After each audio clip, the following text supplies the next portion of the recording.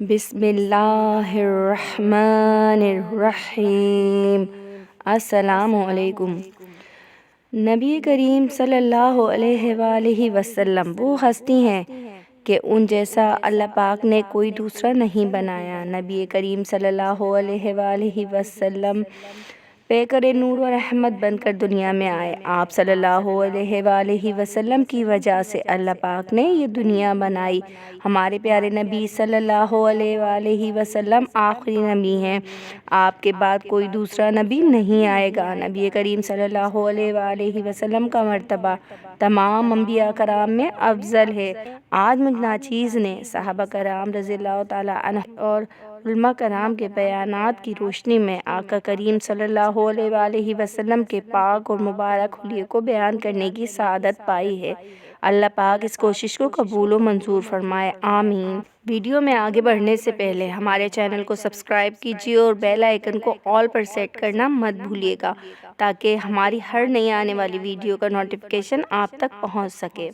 نبی کریم صلی اللہ علیہ وآلہ وسلم کے حلیہ مبارک کو بیان کرنا ہم انسانوں کے بس کی بات نہیں۔ ہم تو بہت ناچیز انسان ہیں۔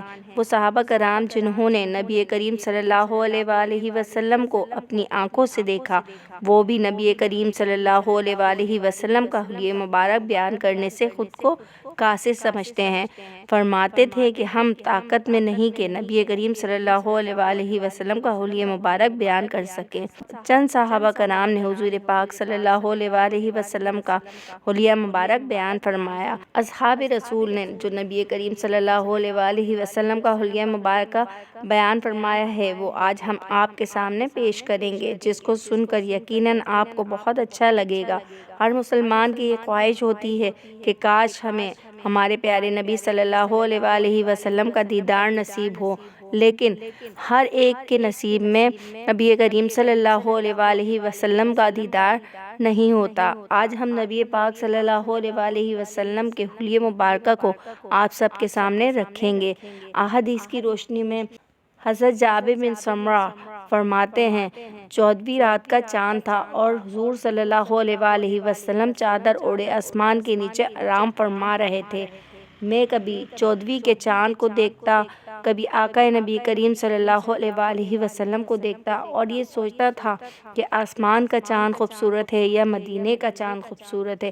حضرت جابر رضی اللہ تعالیٰ عنہ فرماتے ہیں کہ پھر میں نے فیصلہ کیا کہ نہیں، آسمان کا چاند نہیں، مدینے کا چاند زیادہ خوبصورت ہے۔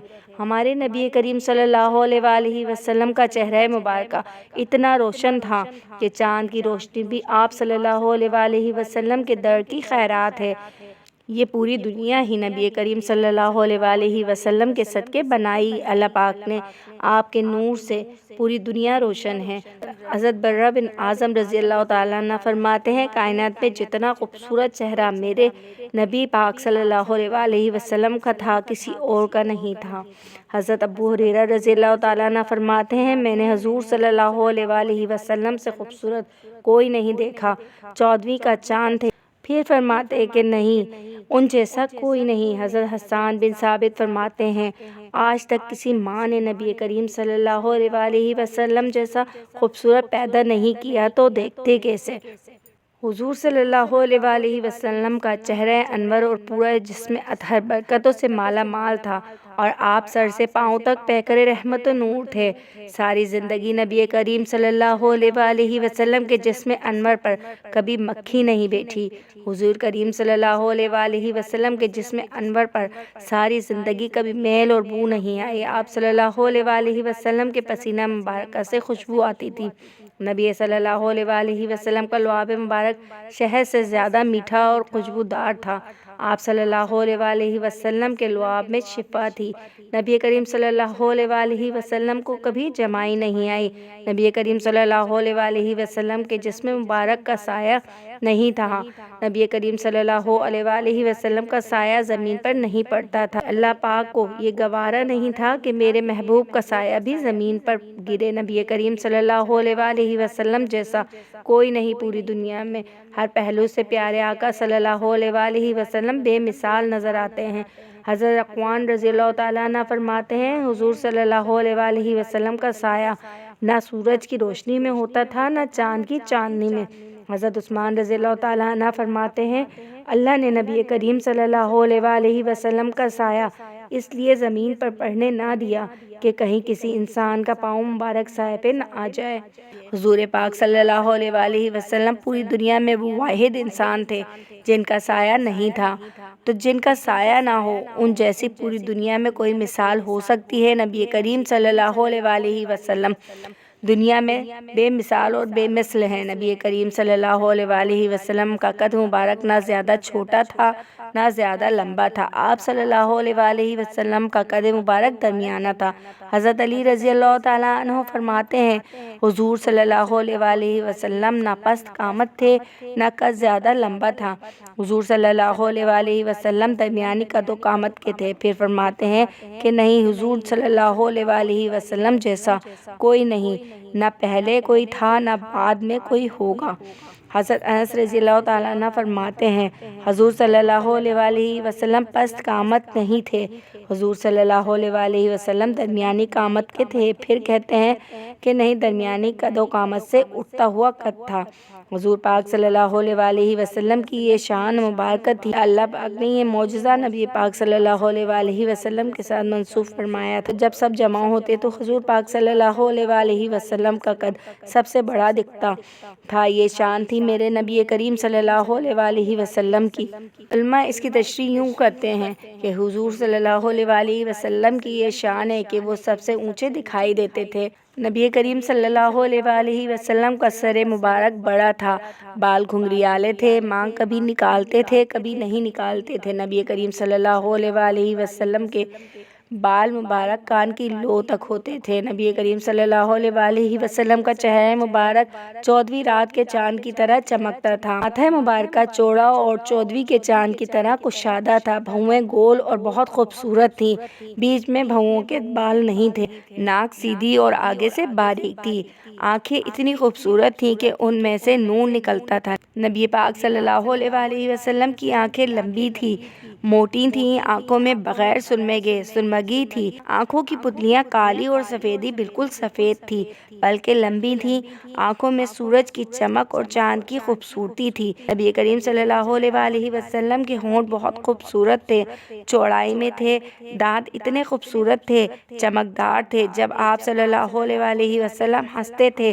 تو دانتوں سے نور دکھائی دیتا تھا، آگے کے دو دانتوں کے درمیان تھوڑا سا خلا تھا، بالکل جڑے ہوئے نہیں تھے، داڑھی گھنی اور تھوڑی گھنگریالی تھی، گال نہ ابھرے ہوئے تھے نہ پچکے ہوئے تھے، گولائی میں نہایت خوبصورت، اور آپ کی گردن سرائی دار لمبی تھی، سینہ اور پیٹ برابر تھا، پیٹ باہر نہیں نکلا ہوا تھا، قد سیدھا تھا، ہاتھ لمبے تھے، انگلیاں سیدھی اور لمبی تھیں، ہتھیلی کشادہ اور بھری ہوئی تھی اور خوبصورت تھی۔